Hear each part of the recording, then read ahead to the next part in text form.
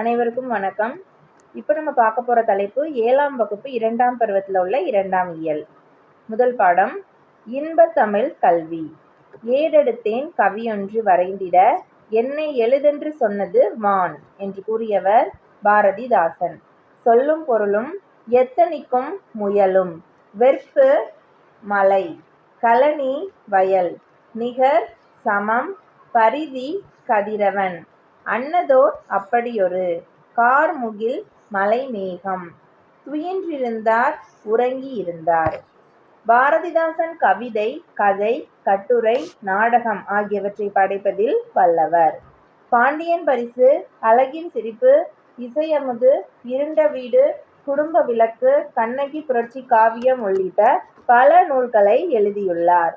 பாரதிதாசன் எழுதிய பிசிராந்தையார் என்னும் நாடக நூலுக்கு சாகித்ய அகாடமி விருது அளிக்கப்பட்டது. அடுத்து புக் பேக் கொஸ்டின். பெண்களுக்கு நிகராக பாரதிதாசன் கூறுவது மயில். பின்வருவனற்றுள் மலையை குறிக்கும் சொல் வெற்பு. ஏடெடுத்தேன் ஏடு கூட்டல் எடுத்தேன்.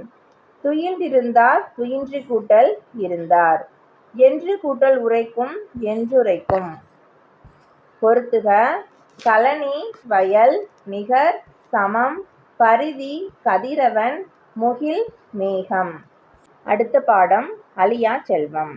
வைப்புலி கோட்படா வாய்த்தீயிற் கேடில்லை மிக்க சிறப்பின் அரசர் செறிவவ்வார் எச்சம் என ஒருவன் மக்கள் செய்வன விச்சை மற்று அல்ல பிற என்று கூறியவர் சமண முனிவர். சொல்லும் பொருளும் வைப்புலி அப்படின்றது பொருள் சேமித்து வைக்கும் இடம். கோட்படா ஒருவனால் கொல்லப்படாது. வாய்த்து ஈயில் வாய்க்கும்படி கொடுத்தலும். விச்சை கல்வி. வவ்வார் கவர முடியாது. எச்சம் செல்வம். கல்வியை பொருள் போல வைத்திருப்பினும் அது பிறரால் கொல்லப்படாது. கல்வியை ஒருவருக்கு கொடுத்தாலும் குறைவுபடாது. கல்வியை சிறப்பினை உடைய அரசாலும் கவர முடியாது. நீர் நெருப்பு ஆகியவற்றால் கல்வி அழியாது. திருடர்களால் கல்வி திருட முடியாது. ஒருவர் தன் குழந்தைக்கு சேர்த்து வைக்க வேண்டிய செல்வம் கல்வி. நாலடியார் சமண முனிவர்கள் பலரால் பாடப்பட்ட நூல். நாலடியார் 14 நூல்களுள் ஒன்று. நாலடியார் 400 வெண்பாக்களால் ஆனது. நாலடியார் நூலை நாலடி 400 என்றும் வேளாண் வேதம் என்றும் அழைப்பர். திருக்குறள் போன்றே அறம் பொருள் இன்பம் என்னும் முப்பால் பகுப்பு கொண்டது நாலடியார். இது ஒரு டைம் கொஸ்டின்ல கேட்டிருந்தாங்க. திருக்குறள் போன்றே அறம் பொருள் இன்பம் போன்ற முப்பால் தொகுப்புடையது எந்த நூல்னு? நாலடியார். நாலடியார் திருக்குறளுக்கு இணையாக வைத்து போற்றப்படுவதை நாலும் இரண்டும் சொல்லுக்குருதி. இதுல நாலும் அப்படின்றது நாலடியார், 4 லைன் இருக்கும். இதுல இரண்டும் அப்படின்றது திருக்குறள் 2 லைனால் பாடப்படுவது. அடுத்து புக் பேக் கொஸ்டின்.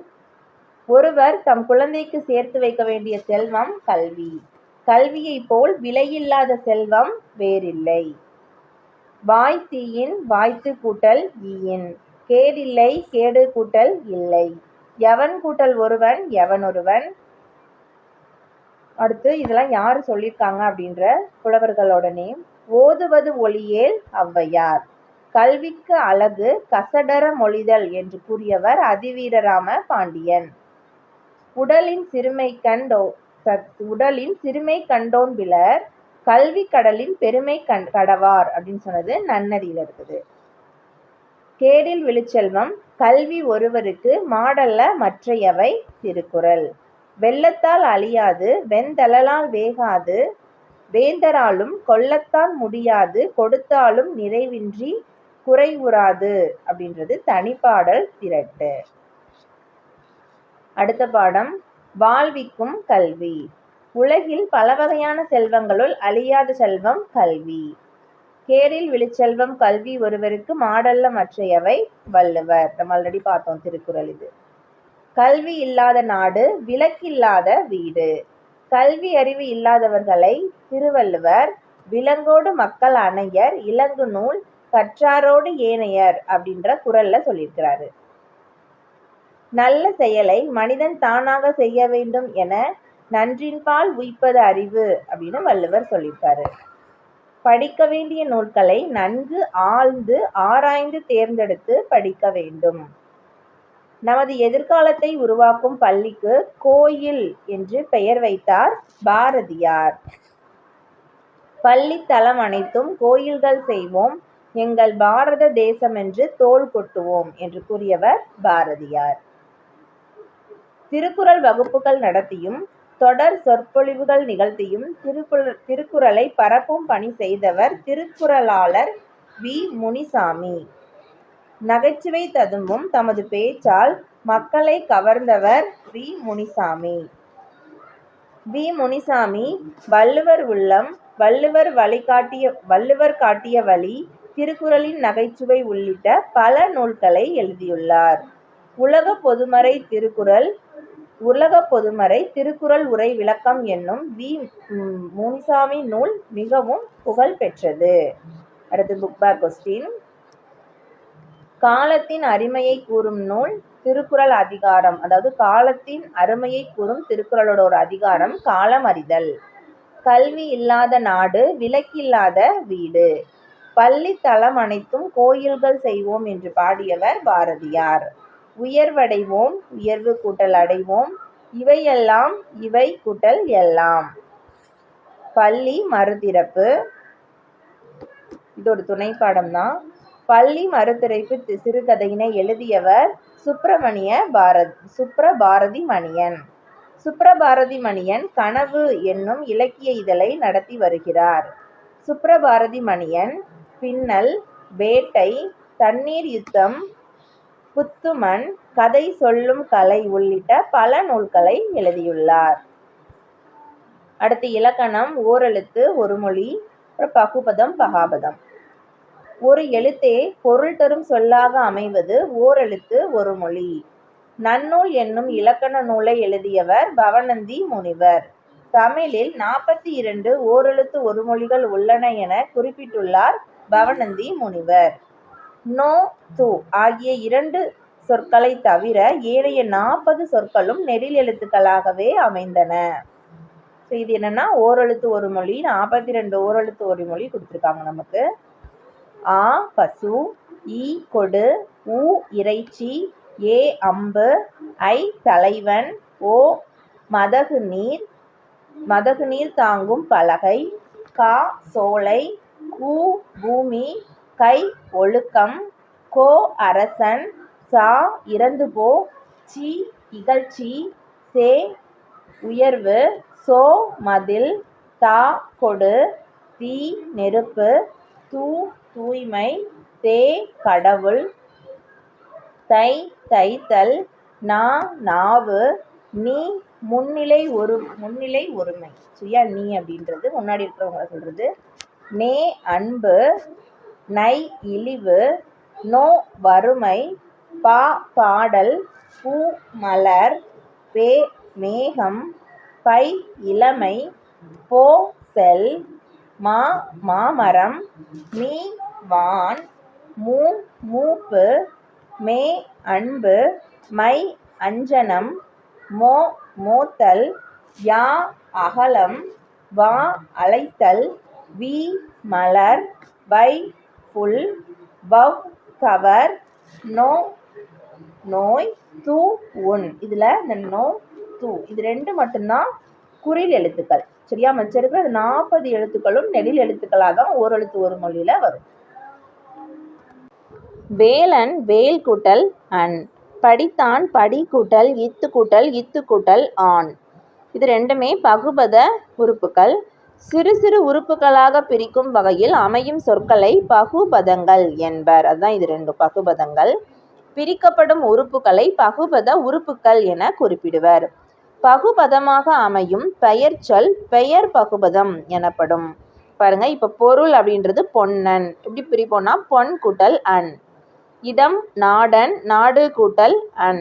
காலம் சித்திரையான் சித்திரை கூட்டல் ஆன். சினை கண்ணன் கண் கூட்டல் அன்.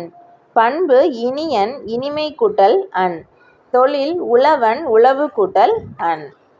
பகுபத உறுப்புகள் மொத்தம் 6 வகைப்படும். பகுதி, விகுதி, இடைநிலை, சந்தி, சாரியை, விகாரம். பகுபதத்தின் முதலில் அமைந்துள்ள முதன்மையான பொருளை தருவது பகுதி. வினை பகுபதத்தின் பகுதி கட்டளையாகவே அமையும். பகுபதத்தின் இறுதியில் அமைந்து திணை, பால் ஆகியவற்றையோ முற்று, எச்சம் ஆகியவற்றையோ காட்டுவது விகுதி. ஸோ முதல்ல பகுதி இருக்கும், இறுதியா விகுதி இருக்கும். பகுதிக்கும் விகுதிக்கும் இடையில் அமைந்து காலம் காட்டும் அல்லது எதிர்மறையை காட்டும், அதுதான் இடைநிலை. பெரும்பாலும் பகுதிக்கும் இடைநிலைக்கும் இடையே இடம்பெறும் மெய்யெழுத்து சந்தி. பெரும்பாலும் இடைநிலைக்கும் விகுதிக்கும் இடையே இடம்பெறும் அசைச்சொல் சாரியை. பகுதி, சந்தி, இடைநிலை முதலியவற்றில் ஏற்படும் மாற்றங்கள் தான் விகாரம். சரியா? இப்போ ஒரு எக்ஸாம்பிள் பார்த்தா நம்ம கரெக்டாக புரியும். இப்போ வந்தனன், வா கூட்டல் இத்து கூட்டல் இந்து கூட்டல் அன் கூட்டல் அன். சரியா? இதில் வா அப்படின்றது வா அப்படின்னு மாறி இருக்கும், இத்து இந்து, இந்த மாதிரி மாறி இருக்கிறது தான் விகாரம். நம்ம எப்போவுமே முதல்ல இருக்கிறது பகுதி சொன்னோம், கடைசி இருக்கிற அந்த அன் விகுதி. சரியா? இவங்க 2 பேருக்கும் நடுவில் இருக்கிற இந்த ஒரு மெய்யெழுத்து தான் நம்ம என்ன சொன்னோம்னா இடைநிலை. இடைநிலைக்கும் பகுதிக்கும் நடுவில் இருக்கிறது சந்தி, இடைநிலைக்கும் விகுதிக்கும் நடுவில் இருக்கிறது சாரியை. ஓகே. பகுபத உறுப்புகளாக பிரிக்க முடியாத சொல் பகாபதம் எனப்படும். பகாபதம் அடிச்சொல் அல்லது வேர்ச்சொல்லாக இருக்கும். பெயர், வினை, இடை, உரி ஆகிய 4 சொற்களில் பகாபதங்கள் உண்டு. பெயர் பகாபதம் நிலம், நீர், நெருப்பு, காற்று. வினை பகாபதம் நட, வா, படி, வாள். இடை பகாபதம் மண், கொல், தில், போல். உரி பகாபதம் உரு, தவ, நனி, களி. இது எதையுமே பிரிக்க முடியாது. நம்ம இதுக்கு முன்னாடிலாம் கூட்டல் போட்டு பிரித்தோம் இல்லையா, அது மாதிரி பிரிக்க முடியாத சொற்கள் தான் பகாபதங்கள். அடுத்து புக் பேக் கொஸ்டின். நன்னூலின்படி தமிழில் உள்ள ஓரெழுத்து ஒரு மொழிகளின் எண்ணிக்கை 42. எழுதினான் என்பது வினை பகுபதம். பெயர் பகுபதம் 6 வகைப்படும். காலத்தை காட்டும் பகுபத உறுப்பு இடைநிலை. பொறுத்துக. பெயர் பகுபதம் பெரியார், வினை பகுபதம் வாழ்ந்தான், இடை பகாபதம் மண், உரி பகாபதம் நனி. இடம் 3 வகைப்படும். அவை தன்மை, முன்னிலை, படர்க்கை.